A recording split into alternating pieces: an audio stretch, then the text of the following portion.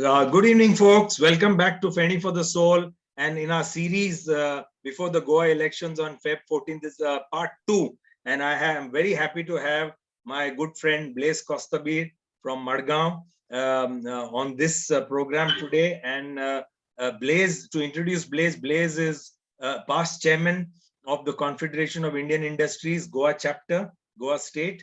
And he's been an entrepreneur now for over 25 years. And more importantly, or interestingly, he's also an active newspaper columnist. He, just now, 28th of Jan, he has a monthly column, op-ed column in the Herald, which is such a popular paper in Goa. And Jan 20th, he wrote on how to choose the MLA, this article. Some of you must have, or many of you must have read this op-ed column.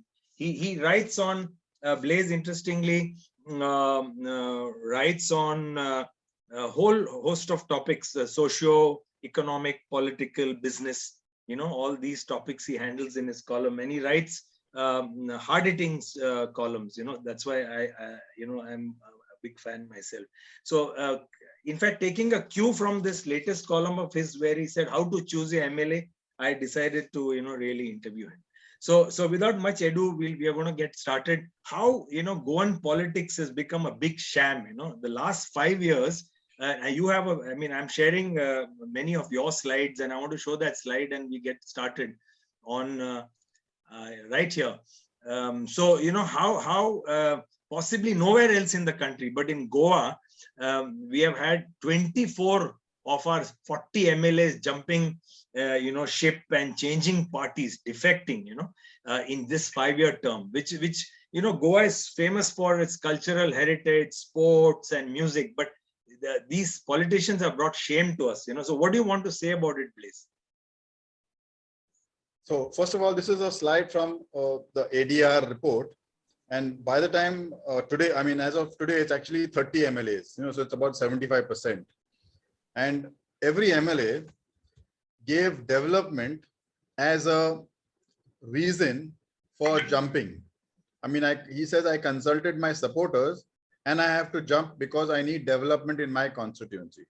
Now you look at the constituencies, they are almost the same as before.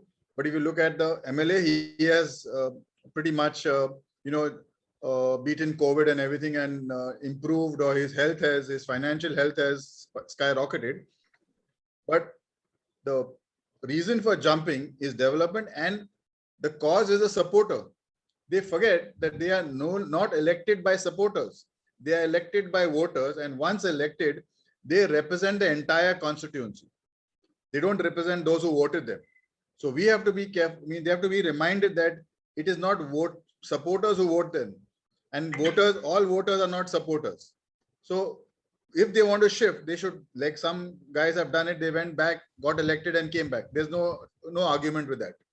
The electorate wanted them, but just jumping.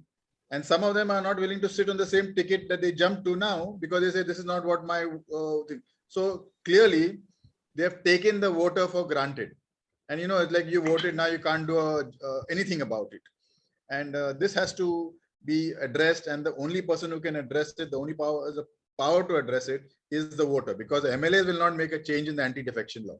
It suits them. Correct. Thank you, BLAISE. The need for an assembly. First of all, the need for an assembly, because you have, this is your slide, and can you explain this slide for us? Yeah, if I look at the MLAs or the prospective candidates now, it appears that we have 40 constituencies. That is, we have 40 republics, and rather than one Goa. So the job of an assembly is not to do roads and hot mixing and make a garden in your constituency. The assembly is supposed to make laws to address some issues. They have to plan for the future. Okay, you need power, so we are going to do this, we are going to do that. Take up issues troubling the citizens and find solutions. The taxi, now a local cannot get a taxi because there's no meter. Even that they've not been able to install. You have a shack policy. What about the solid waste removal from that shack? Is each shack supposed to get it? Recently, there was a fire on the shack, in the shack. Could the fire brigade reach there? Isn't there some change required in the fire services to be able to address this? Because we are putting the shacks in. So they have to also look at investment, how to bring in investment. Now, it's not only industry, you can also have investment in sports. Today, a lot of people make money in sports and we have good sportsmen here. So why not a policy where you'll have fields, these kind of things all across Goa, where you will build in and put in a thing that I will have so many people trained, I will so many go to the nationals, I'll have, this is my target, athletics, badminton. There's so we can push, not everybody has to become, get a government job, they can't give it. So you see I've listed out some of them here. Coal handling, for example, if it was discussed, it was never in the manifesto of the ruling party. It came up. Even if you want to handle coal, Europe handles coal, but they do it in covered wagons. The area that the coal is unloaded is covered. Now this can be done and reduce the downstream effects of this thing, but it's not being done because it causes an investment and they're not willing to put it. The 3 linear projects, they have to be discussed in the assembly because it doesn't concern one MLA in one constituency. It is Goa that is affected. So why is it like that? If a garbage plant comes up in, let's say, Sonsoda, does it mean that somebody in Kalangut is not concerned? Isn't his tax money going into that project? So they are supposed to do these things on a broad scale, not like a fiefdom or a republic, mini republic. I'll do this in my constituency. I'll do this. I'll do this. It's not like that. What is happening for Goa? We seem to have lost that. And they are doing the PWD job of hot mixing a road or, things like that. So we have to change our focus and people also should ask for these things. Correct. Like this slide, this is what your slide says, your next slide where you said, they did not discuss those important points and instead they did all this, defections and, just. And it was like the foundation stones actually are a mute spectator to the fact that we have been conned. Because apart from the foundation stone, there is nothing. And in fact, recently when they put a foundation stone, they remove the stone within 10 minutes. So they don't even want it to be there because they know it's not. Or you open a bus stand in the morning and in the evening close it because it's, it's like an eyewash. You just make some kind of a PR. A photo op. You want a photo op. Photo op or PR exercise. So who are you fooling? Ultimately, it's the public who's getting fooled. We are getting fooled. And we seem to be accepting it. But we have a chance now to react, to say, no, we don't want this. And that chance is in our vote. According to me, our vote is very important. Yeah, well said, Blaise. That is, we last couple of days or even this afternoon, we were discussing how standards have dropped. The quality of our politicians. Not only are they defecting and all that and not working in the legislative assembly, but their basic educational qualifications are poor. And I'll show a slide that you have made. And even worse is their criminal record, which we'll come to. They're 2 different things. But let's start with education first. I want to show an education slide that you have prepared here. Blaise, can you tell us a little about this? Because there are only 11 graduates out of 40 in a assembly. So one is that most of my information is culled from the ADR side, Association of Democratic Reform. And I made these slides for a talk I gave to the Collaborative Learning Cafe, just to educate voters and so things like that. So as far as education is concerned, between that time and now, I also have, because of debate, I feel I have changed my position. I'm saying that, yes, we need educated people. Even a sweeper's job, you need an educated person. But I don't think now, I believe that say the Election Commission can make a rule that everybody has to be a graduate, because there may be some constituencies across India where there are no graduates, So you take away the right of a person to stand for election, and this is a democracy, so he should have that right. But having said that, I think it's up to the voters to decide whether they want an educated candidate or an uneducated candidate. Ultimately, if you see Singapore, they have the top, their politicians are highly educated. I don't think they're less than Harvard. But you see what the way Singapore has gone. So unless you have that exposure and that mindset, you cannot because today it's not about just going there as a fourth standard fail or 10th pass or something. There are so many issues to be discussed and so much matter to read and analyze, or the ability to understand when someone else is explaining to you. So I think we need to push our elected people to be educated and more maybe educated abroad also, so that they bring in some, they've seen something of life. Our current trend is, if he's a social worker, it's good to go. So that has to change, because they will have a different way of doing things, shortcuts, no system. They don't see what is outside. Someone has a flashy pen, they might say, oh yes, it's I've never seen it before. But if he was educated, earning well, doing well professionally, he'd be used to all these things, and he would not be so much attuned to graph. True. True. Yeah, I'm just talking of graph. And this graph surely shows that it's even decreasing. That more uneducated guys are getting elected, and that's an unhealthy trend, especially in a state like Goa. Yeah. You can see true. it. In 2017, you're saying in a state like 19, Goa, 19 of them are 12th standard or below that. Yeah. So it's not something that I should be proud about. Yeah. It's something that we should look at and improve. I can understand a very special guy comes along and he can do things. That's great. But I don't think all of them are special. This 60% who are, below are special. Yeah, Blaise, I agree with your, basic arguments. But the point is, as you rightly said, if a man has to take the police force, if you have to apply as for the police constable's job, you have to be a graduate now, and I know that in the police force, you have so many young boys who are joining who are even postgraduates, and they're doing a good job. Of course, they're working on their cyber crime and they're working in their computer departments, but they're postgraduates. And then why cannot our politicians have basic degree should be our argument, I think. Yeah, there's a WhatsApp kind of a video going around, a spoof, where the guy said, for job, oh, you're not educated. And then he meets her. He said, at least you need an education so you know the basics. He said, for sweeper, you need basics. For MLA, you don't need anything. So he makes that point. Yeah, absolutely. Yes, and very nicely. Absolutely.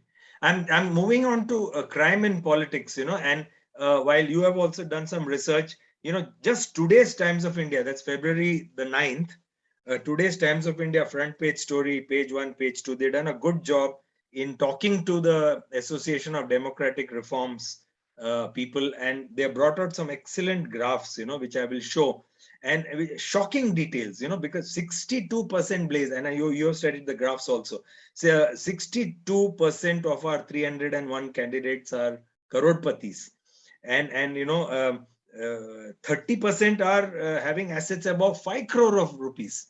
So ADR's argument was that are they representing the common man, at all? So this is that shocking graphic, where it's very well done, but 62% is crorepati candidates, and 5 crores and above. 31% are people with assets more than 5 crores. So these are people with so much money, and then they are, supposed to be representing the common man. You have a comment on that? Yeah, see, there's nothing wrong in being rich and or having assets and going. But what I would look at is, if a guy enters after being a professional, he should have 5 crores with him or more based on his business and all. There's nothing to stop a guy who's doing well in business, or he's a professional, he's a sailor, he's reached some big level and come back and he wants to, whatever it is, he might have been in the Gulf or whatever it is. But my problem with this assets is that and I had done some analysis on one of the, opposition candidates, is they have reached from 0 to 100 in a short span of time. So at 15 years ago, they would have been zeros. Today, they are in this category of above 5 crores or above 10 or even 25. Now, this shows that, they're not, like I said, the cat's whiskers or something like that, where they're going to really do well in business. They got normal businesses, mining, hotels, trade. So on what basis are they able to increase that asset, in this proportion, more than double it every 5 years.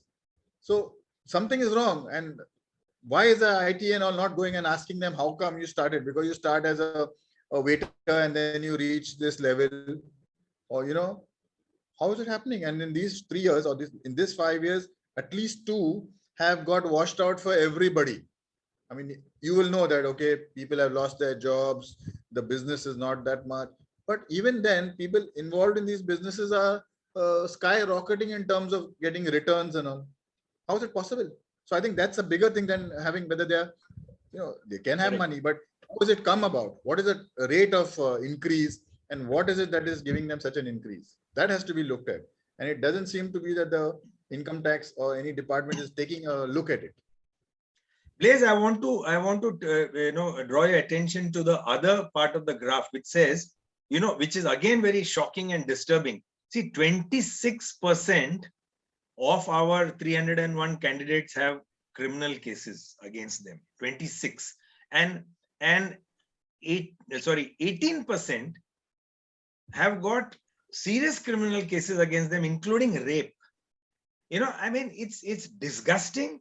And it's depressing to even read these statistics. And this is from a fair state like Goa, which is supposed to be an educated state, a cultured state with a long history of heritage. You have such goons, standing for elections. You want to say something, Blaise? Yeah. So what it tells you, Rahul, unfortunately, is that it means that they do not care. They think that it doesn't matter. It doesn't matter. I may have a case, they say, no, it is a false case or whatever, but they don't care. And it is even more surprising that the parties that put up these candidates have given full page ads in the paper justifying this inclusion as a candidate because he has a connect with the people. He's been around for so long. And the famous cases where, the guy was lambasted. I mean, you have to keep your women folk inside the house, otherwise it will be a problem. Now he's okay because he's a friend. So we have to, also understand this, that and the ad that they gave, they say section CRC, CPR so and so, or CPC so and so 137 or whatever it is. Nobody knows exactly what 137. They should say what is the charge.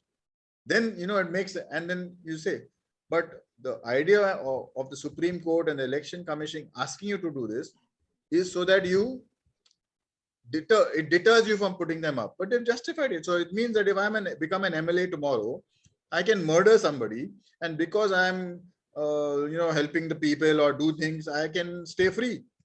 That's the message it is sending.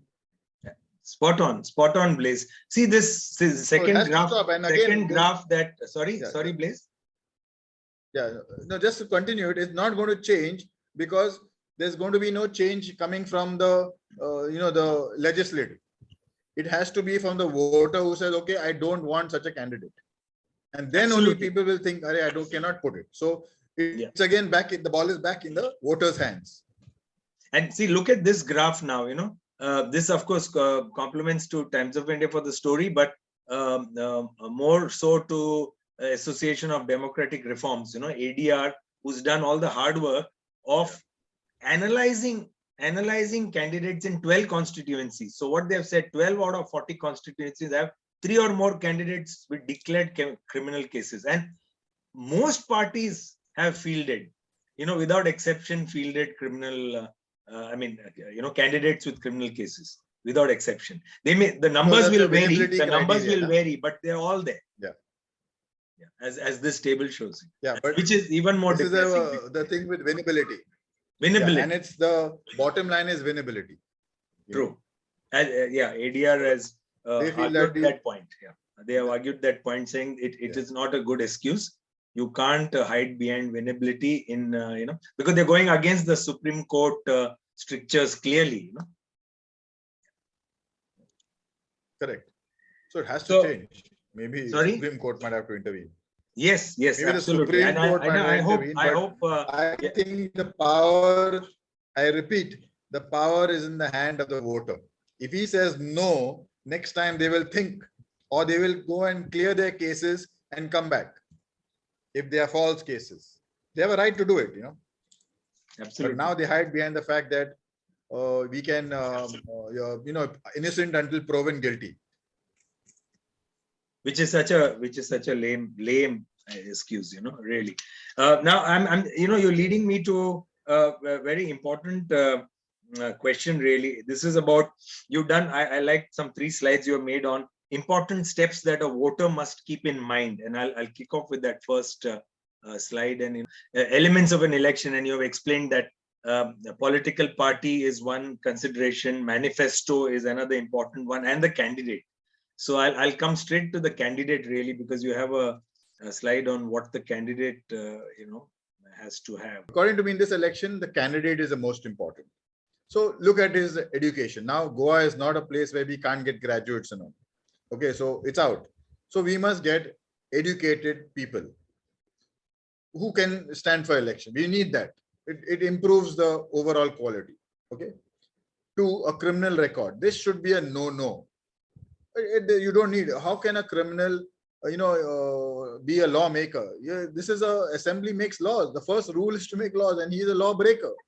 How does the police look at him? He's the boss. He's a lawbreaker, and the police have to report to him. It doesn't boost the morale of the force or anybody like that. Then, when you say nobody is corrupt, actually, there was another slide which I used this for. I analyzed MLA from the opposition party in the last 10 years, from 2007 to now. It's about 15 years, the 15-year period. He became an MLA in first time in 15 years ago. And his income was 7 lakhs. Or in the first year, not even there, he reported in 2012, 7 lakhs. Today, he has reported some 18 lakhs or something like that. In between, he reported 40. He's reported some 2 lakhs as agriculture income all of a sudden, not before and not after. But importantly, you can say assets increase, that is land value because of value might increase. But if you take cash, FDs and bank balance, if your income is 18 lakhs, how does your bank cash and FDs become 45 lakhs? That means where did the extra income, where did it come from? It's not reported. 2, his wife made, when he had some role to play in one of the corporations or one of the PDAs, his wife made 79 FDs across North Goa. He's from the south. Why? I mean, all over the state, they made FDs. So all these things give you a sense that corruption is not, because you can't prove it, but these things can show you that you can look at it. If a guy's income is skyrocketing when everybody else is in doldrums, something is wrong. He's getting it from somewhere else. And he's managing with some good accountants or sometimes poor accountant, because it's poor accounting, to roll it into his white money or whatever. So corruption can be looked at, and ADR is a good site to be able to see it, where you can track and match, and they do a lot of work also, but you also can see it. So look at that. Integrity. I had talked about Utpal. I'm not a fan of his. I'm not backing him, or I'm not holding any brief for him, but he's asking the right question. Isn't integrity, honesty part of the, factors that you want in a candidate, or the features that you want in your candidate? Why should it only be winnability? A guy will, because winnability is so important, what the MLAs do is they create pockets, and Goa being a small section, 500 votes here and there, you're through. In Bihar, you have a margin of 1 lakh. So you can imagine the size of the constituency. Here, margin is 500 votes. So people build these illegal camps and do illegal things just to keep their vote bank. So if a guy is there and he's making a vote bank, throw him out. Let's change him. There's nothing that he has to be there for 15 years or 20 years, and then you guy can come in and start, because there's nothing about it. And when I say background, I'm talking about what did he do before this? Just plain social worker, or he has worked somewhere, he's excelled somewhere. Go back to Singapore. In Singapore, they want you to be the top end in the private sector before you can come to government. If you're an ordinary accountant, he says, please stay in accounts. Singapore needs the best. So he has to have done something before. He has to have worked somewhere before. excelled in that area, and then he moves to politics. So that way you have that's what I mean by background. Yeah, thank you. Here, this slide of yours is again interesting. Yeah. So I was saying, does it talk about Goa? Yeah. See, most of the manifestos talk about the local area. I will make a park here. I will put a footpath from nowhere to nowhere with some fancy lights. That's not the way it's supposed to be. We need to know what is happening across Goa. They have to all. So they say, okay, we will look at electrification. We look at the education levels. The primary schools have to improve. The health services have to improve. Now we had COVID, no oxygen. We have to put in oxygen generators inside these places, so that these are what has to be developed across Goa, not in my area or my, and they keep talking about my people. They're not kings. Even if I didn't vote for you in the MLA, you're my, I am, you have to do things for me. Basically, you're doing things for Goa, not personally for me. A lot of parties are now focusing on freebies, which is not a problem. You can give the underprivileged. But what is important is the resources. How can you increase the resources? Because where you're going to give it from if you don't have the resources? So you have to generate resources. And the only way you can generate resources is basically taxes. And taxes come from business. You tax, and that is, you have to improve that. So you have to, these are all connected. And unless you do it, then you must show it in your manifesto. And people, when they come to you on a door-to-door, ask about these things. Don't ask for a tube light in front of your door. Don't ask for that hot mixing of that road in front of your house. These are not, things that we should be asking. These are our panchayat can do, our municipal corporation can do, the PWD can do. But MLAs have to look at a bigger picture. When I speak to friends and, across Goa, among the intelligentsia, there's a bit of despondency also. They're saying that, we look at our candidates, nobody seems to be good. Is it worth going and voting? Can I do nota? So I want your view on this, because you have said in your article also that nota is not an option. And, I want, the question to you really is, why is it important to step out and vote for a good, honest new face? That's my question to you. See, one is nota, according to me, is a way of venting your feelings. You're upset with the system. But if there are 100 voters and 99 say nota, and one person votes for a particular candidate, that candidate wins. The 99 votes are useless. So one thing is that you must go out and vote. And it is this, bad people get elected because good people don't vote. So if you have a 60% voting pattern, 40% are not voted. If those 40% are voted, let's say we don't get to 100, but at least 80, 85, 90, then it overcomes this vote bank concept, because more people have voted. That way you can, get your candidate. And sometimes it's like all the candidates are not good. So look at the best among the worst. But you got to vote for somebody. And on this note, I would tell you that, we are going into this election, especially, I mean, not heard this before, is please vote for this, because we don't want them to win. So, consolidate your vote. Even if he's a crook, you want him to be consolidated your vote with him, because you want to stop someone. So it's like a negative thing. I don't want him, so I want to vote for. I think all people should go out there and vote with a good, their conscience should tell them to vote for the best candidate in terms of education, criminality, background, corruption, whatever it is. Everyone knows what is happening. They may not be official documents, but they know. So vote. Then we'll see the result afterwards. But don't try to stop him, so you vote this side. That's not the best way to go about it, I think. So I would not opt for nota. I would tell everybody, go for a picnic, but first vote and then go for the picnic. But vote and make that number 85, 90%.